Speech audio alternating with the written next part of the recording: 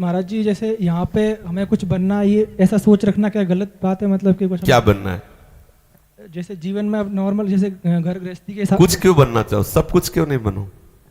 कुछ ही क्यों बनो? छोटी कामना क्यों करो? अरे मांगना ही तो ऐसी चेक रखो जिसमें दोबारा चेक न रखनी पड़े, दोबारा मांगनी न पड़े। तो इसके लिए यह है कि प्रभु आपको जैसा मन हो ऐसा इधर चलाना, लेकिन मेरी मांग है कि आपका मैं हो जाऊं, आपके सिवा मेरा कोई नहीं, आप मेरे प्रिय बने, आप मेरे प्राण प्यारे बने, ये बात है। और यहां जैसा करवाना है तैसा आप करते रहना, पद देना, प्रतिष्ठा देना, जो करना हो, इस पर कोई महत्व नहीं है। इसके लिए हम पूरा प्रयत्न ना करें, समझ रहे ना? प्रयत्न है प्रभु की तरफ और वो हमको पहुंचा देंगे जहां जो करना है। निश्चित समझो, निश्चित समझो। अगर आपको प्रभु को कोई पद देना है ना, तो वही दिमाग चलने लगेगा, वैसे ही सब विवेक आने लगेगा, वैसे ही सामर्थ्य देने लगेंगे। पर आपका लक्ष्य है ना कि प्रभु आप मेरी विश्राम स्थली, आप मेरे प्राण प्यारे हैं। अब आप संसार में जो रोल चाहे, जैसा चाहे, तो चक्रवर्ती सम्राट है अम्बरीश जी, सम्राट बहुत से राजाओं के ऊपर होता है, लेकिन ऐसे महाभक्त हैं कि दुर्वासा जैसा फकीर भी उनके सामने लघु हो गए, झुकना पड़ा उसको। बात खास यहां है, यदि आप प्रभु को अपना मानोगे, अपना लक्ष्य प्रभु को रखो। हरिदास से बढ़कर कोई पद है? आप बताओ। ब्रह्मा का भी पद बहुत बुरा लगने लगता है उसको, जिसको हरिदास पद का परिचय प्राप्त हो जाता है। आप शास्त्रों में पढ़ के देखो, भगवान का अनुरागी भक्त ना तो ब्रह्मा के पद की आकांक्षा करता है, ना देवराज के इंद्र पद की, ना रसातल के पद की, ना भूतल के पद की, ना सिद्धियों की, ना मोक्ष की। वो प्रभु के चरणों के दासत्व भाव से युक्त हो गया। ये सबसे बड़ा पद है। अंदर से प्रभु के चरणों का संबंध रखो, बाहर से जो भी वो प्रभु की सेवा मानकर करो। कोई वो अभी आपको बहुत बड़ा पदाधिकारी बना दिया है तो आपको कोई गर्व नहीं होगा, और सब छीन लिया जाए तो आपको कोई शोक नहीं होगा, क्योंकि आपका प्रधान लक्ष्य आपके साथ है। तो ये छोटी मोटी बातें बदलती रहती, क्योंकि परिवर्तनशील संसार है। आज आप राजा बनोगे तो कल भिखारी बन जाओगे, तो परसों फिर राजा बन जाओगे। आज अभी दिन है तो अभी रात आने वाली, रात है तो धैर्य रखो, सुबह होने वाला है। ये एक परिवर्तन, इसको अपना लक्ष्य मत बनाओ। अगर इसको लक्ष्य बनाओगे तो हर्ष शोक दुख सुख लाभ हानि, जय पराजय, उन्नति अवनति, ये आपको भोगना पड़ेगा। और जो इन द्वंद्वों में फंस जाता है उसको क्या सुख होता है आप देख लीजिए। सब अशांत है। वो थोड़ी देर के लिए भले दिखाई दे कि बाबूजी कार से उतरे, लेकिन अपने लोग सबसे मिलते हैं। मान लो जिसे मिल तो सबके सामने तो आप दिखाई देंगे बहुत सुखी, लेकिन अंदर से इतना रजिस्टर दुख का भरा है। कोई पत्नी से परेशान, कोई शरीर, भोजन की सामग्री सुंदर से सुंदर है लेकिन भूख नहीं है। पैसे से भूख खरीदोगे? समझो, पैसा तुम्हारे पास बहुत बढ़िया है और काजू पिस्ता सब सामान, लेकिन लीवर काम निकल। डॉक्टर ने कहा जौ की रोटी खाना है, मूंग की दाल के पानी में खाना है। मरो, क्या करोगे? देखो वो तिजोरियों को और बैंक बैलेंस को खा नहीं सकते। बहुत एसी रूम है, बहुत ऊंचा गद्दा लगा हुआ है, सब परफ्यूम क्या कहते हैं सब लगा है, लेकिन नींद नहीं है। गोली पे गोली का डोज बढ़ाते चले जाए, नींद नहीं। क्या करोगे? वो सैया तुम्हें सुख दे पाएगी? बहुत सुंदर सब सामग्री है, लेकिन हर इंद्रिय आपको धोखा दे रही।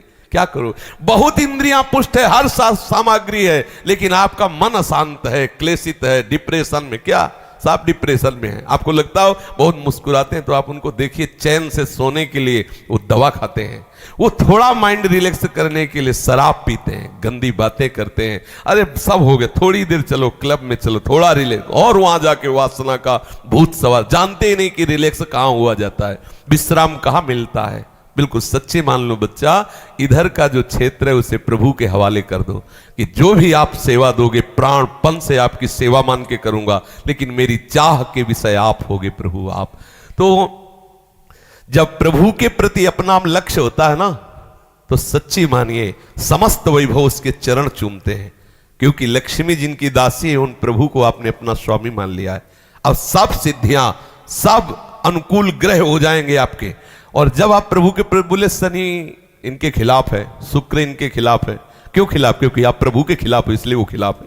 वो प्रभु के पार्षद हैं, और प्रभु के अनुकूल हो जाओ, चाहे जिस जगह बैठे हो वो आपका मंगल ही करेंगे, या मंगल कर ही नहीं सकते। चाहे जिस ग्रह पे बैठे हो, वो आपको ज्योतिषाचार्य बता रहा हो कि 7.5 ही लगाओ, हर काम आपका मंगलमय बनेगा, क्योंकि वो शनि भगवान का सेवक है और आप भगवान के अनुकूल हो गए, तो वो वहां से जितना भी कुछ भेजेगा वो सब बीच में कृपा के फिल्टर करके आपके पास मंगल भेजेगी।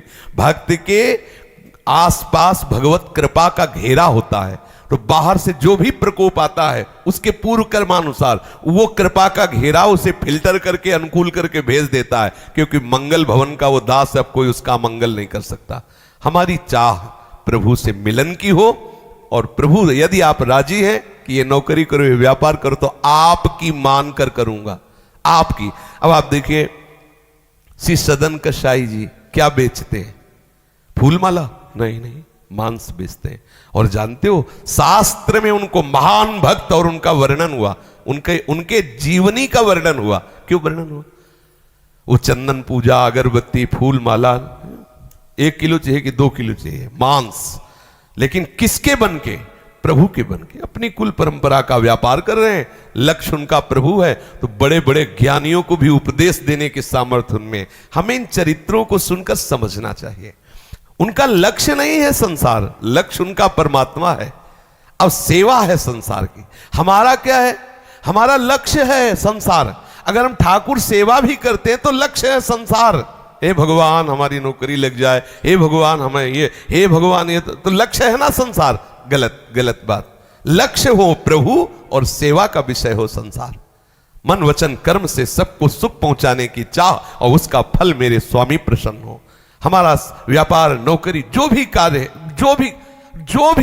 मतलब जो भी कार्य में जो भी है वो सब ठाकुर का है, पूरी सृष्टि ठाकुर की है। तो मुझे जो नौकरी मिले, सेना की नौकरी मिले, व्यापार मिले, कुछ भी जो भी प्रभु के द्वारा निर्धारित किया गया, मैं सांगो पांग ईमानदारी से वो करूंगा, और उसका फल चाहूंगा कि मेरे स्वामी प्रसन्न, मंगल में जीवन है।